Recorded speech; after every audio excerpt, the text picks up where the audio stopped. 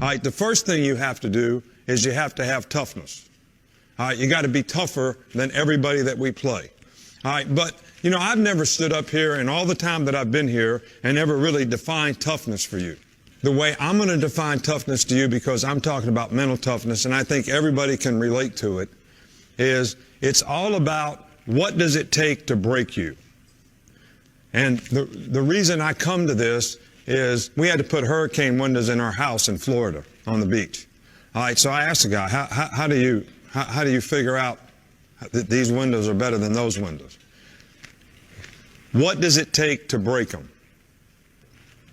All right, so if you really think about toughness and mental toughness, what does it take to break you? I don't care what circumstance you're faced with.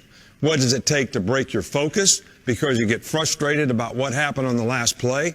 What does it take to make you give in because it's hot outside, or you're tired, or you don't feel like running to the ball or giving effort or finishing the play like you should because of how you feel, whether you're a little bit hurt? What does it take to break you?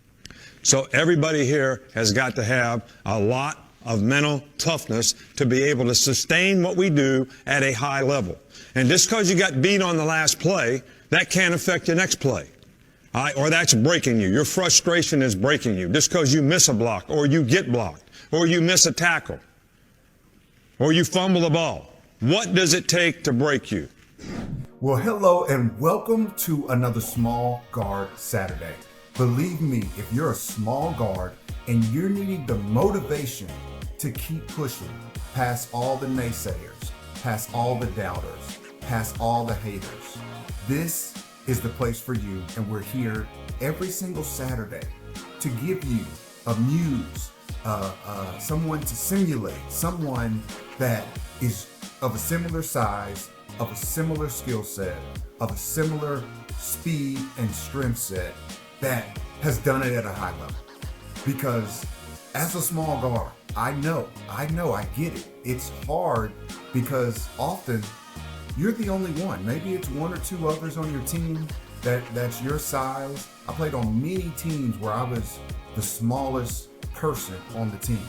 But you know what? Take solitude in the fact that no team runs without a small guard.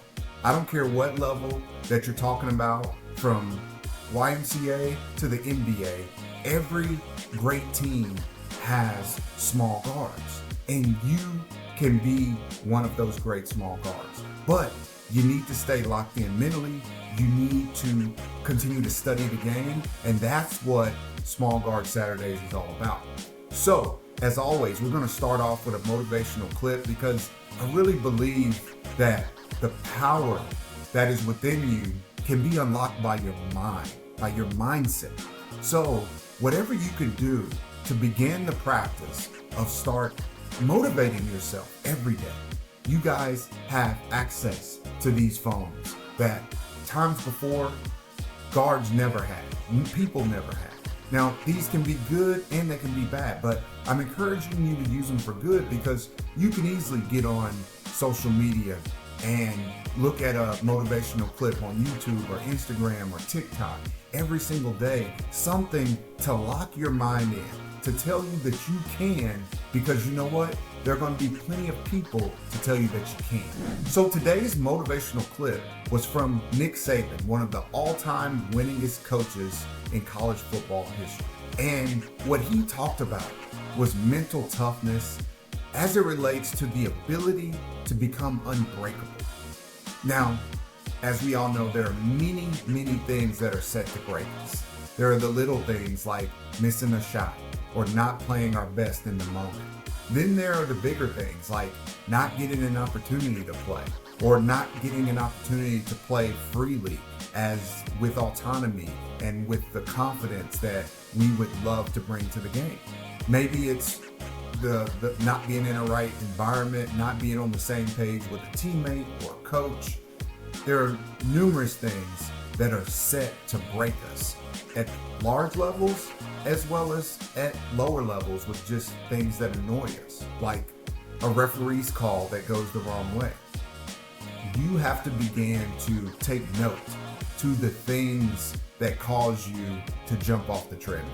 There are some athletes that when you work with them, if they miss a shot or two, they quit. They jump off the treadmill as far as their body language. They're no longer into the moment. There are some athletes when a coach says the wrong thing to them or a teammate challenges them, they jump off the treadmill. And all of a sudden they want to fight or they want to defend themselves angrily, and they're no longer keeping the main thing the main thing. There are others that when the situation isn't going right and they get benched during the game, or maybe they don't get in when they thought they should have got in, or maybe teammates aren't finding them with the ball, or maybe they're upset with their teammates for not rotating defensively. It could be a number of things. But all of a sudden, they jump off the treadmill. And instead of being all in towards winning the game and competing at the highest level, all of a sudden, they're being a distraction. All of a sudden, they're becoming a distraction and fighting with teammates and not eliciting positive emotions at all times. So understand that all of these things are meant to break you. But as you learn these things about yourself, they become lessons, not losses. They become opportunities for you to look ahead and say, next time, I'm going to handle that differently. You're going to begin to level up little by little. And that's what developing an unbreakable mindset is all about. So let's be unbreakable, baby. Now next, I've got a treat for the girls today, because often we break down a lot of male athlete point guards, or small guards rather. But for anybody that is a fan of the game, we all know that the girls can do it too. And next, we're going to study some of the highlights of one of the hottest high school guards in America right now. So guys, pull out your pencils and notepads, because you can learn from this too. We're talking about Kaleena Smith, one of the most prolific high school guards in the nation, and I'm talking male or female. Her skill set is one that is to die for. It is almost unimaginable that a small guard of this size can do some of the things she can do, even from a young age. She's been doing this for years, y'all. So let's lock in and learn from one of the best that's doing it right now.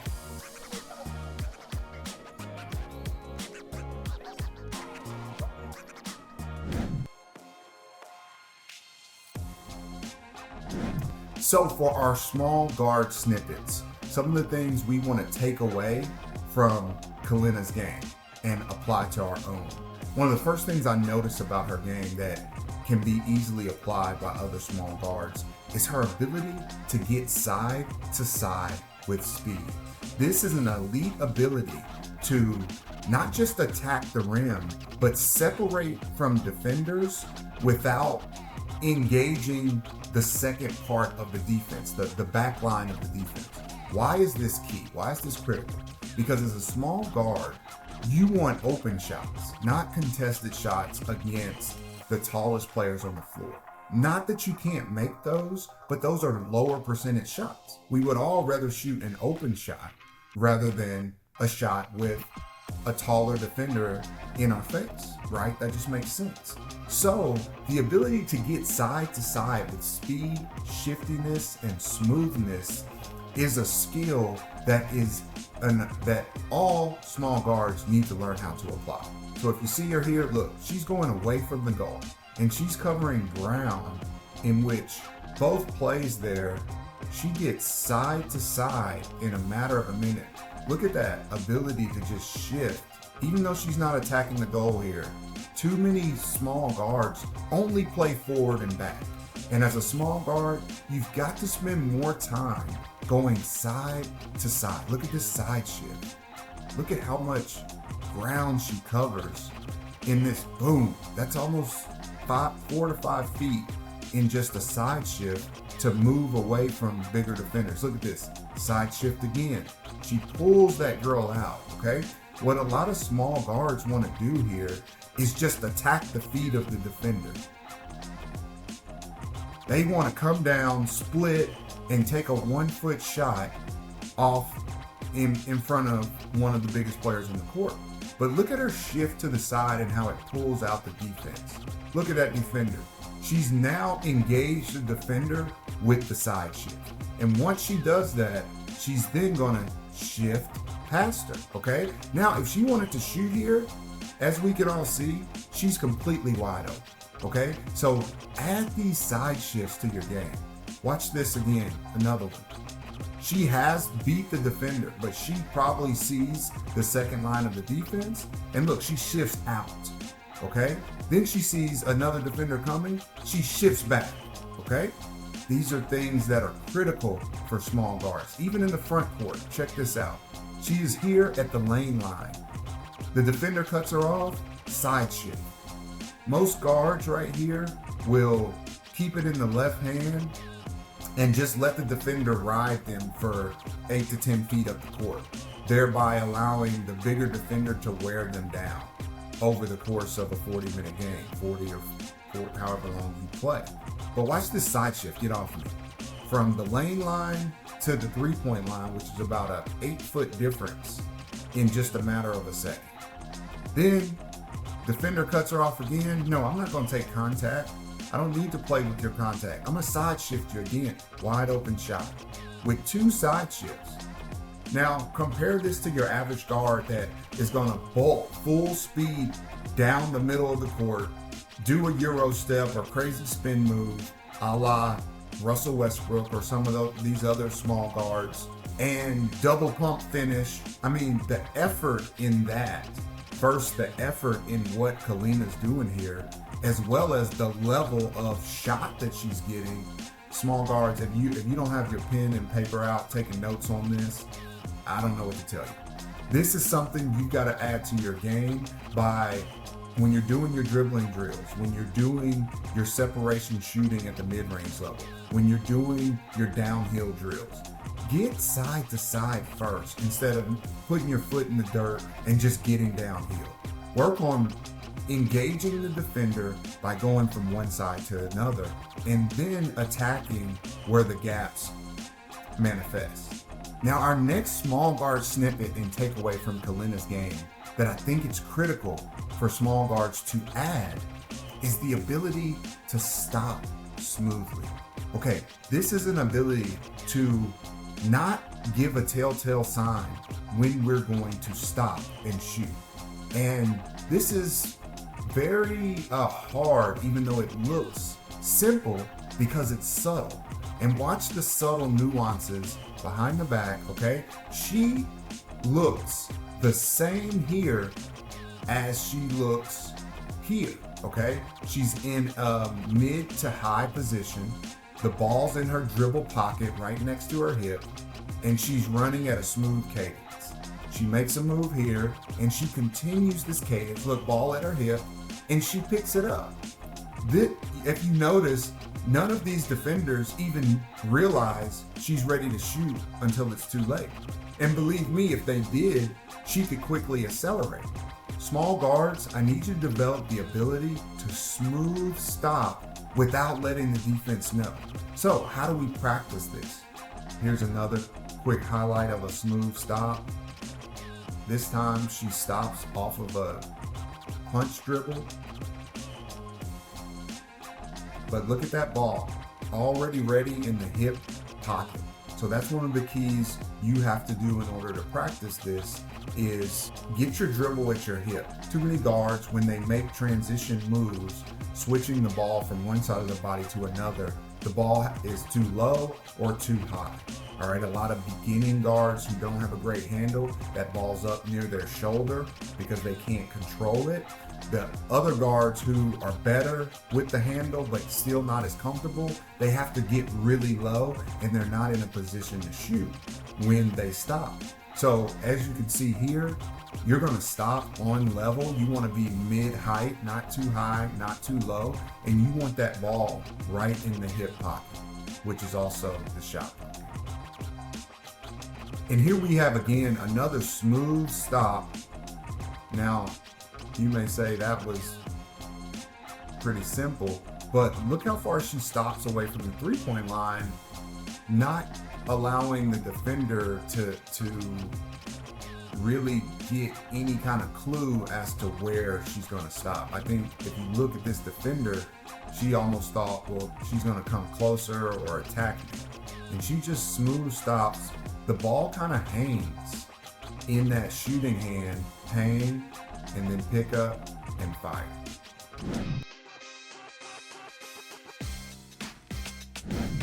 Now, as always, you know, as a small guard, it's critical that you have swagger. So we're always going to rate the swagger of every guard that we break down, because I want you to be thinking about where you rate on your swagger level and how to level up. So there's 3 levels of swagger. First, there's the savvy guard. The savvy guard knows that they're good. But level 2 is the swaggy guard. The swaggy guard not only knows that they're good, but they know that they're better than the competition, no matter who it may be. And level 3 is the showstopper. The showstopper is so swaggy that they understand that not only are they better than any competition, but they're so good, they're gonna put on a show while showing how good they are, okay? So, and how you get from level 1 to level 3 is all about time spent developing in the dark, okay? I'm gonna be working on a series talking about things you should be doing in the dark, how to develop in the dark. But for now, check out our Developing a Dog Mindset series, because that's definitely something you wanna start doing in the dark. But taking a look at Kaleena's swagger level, there's no doubt that she's level 3. She's a showstopper, okay? She understands not only that she's the best player on the court and she doesn't struggle to show it, but she understands the gravity of the moment. She's played in front of some of the biggest names in basketball. She's one of the most watched as far as highlights on social media and follows and mentions. She understands the gravity of these things and she's not scared. And so it's developed her into a showstopper. One of the things that you can do to get into being a showstopper is spend more time in the gym. Find a way to get an extra day or 2 in the gym. It doesn't have to be long. I mean, we're not talking about hours on hours. You may find a way to get an extra 15 minutes after practice a couple days a week, or before practice a couple days a week, but working on something specific to develop in your craft. This is going to enable you to have more competence, which is going to lead to more confidence. And confidence is the critical component of swagger. The other thing I love about Kaleena's swagger is she's not jumping up and down. She really has a smooth and quiet, I call it a silent swagger, in which she's in complete control and she knows it, and she knows she doesn't have to waste time on emotions, or she doesn't need her emotions. She doesn't need external emotions in order to get herself going. Some people do. We watched Trae Young a couple weeks ago, and he was very much boisterous in his actions, very much going back and forth in the crowd.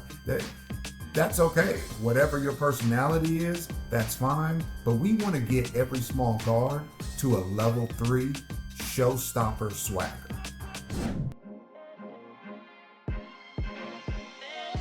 So before we get out of here today, let's talk about our practice points. Let's talk about how we can develop some of those small guard snippets and add them to our routine. What I want to focus on is Kaleena's ability to stop smoothly. And so I'm going to tell you, I want you to add this to your routine this week, 2 to 3 times this week, in order to develop this ability, in order to enhance this ability in your game. So what you're going to do is basically start out from the left wing and go from the left wing to the left elbow and speed stop, whether it be behind the back, whether it be a smooth pull up. But I want you to basically rip through, stop at the elbow, and make 5. Then go back to that same wing, rip through the other direction, and go towards the baseline, speed stop or some type of smooth stop, and make 5. You're going to do that on both sides. So that's going to give you a total of 20 makes. Next, you're going to go from the left slot to the free throw line, the middle of the free throw line.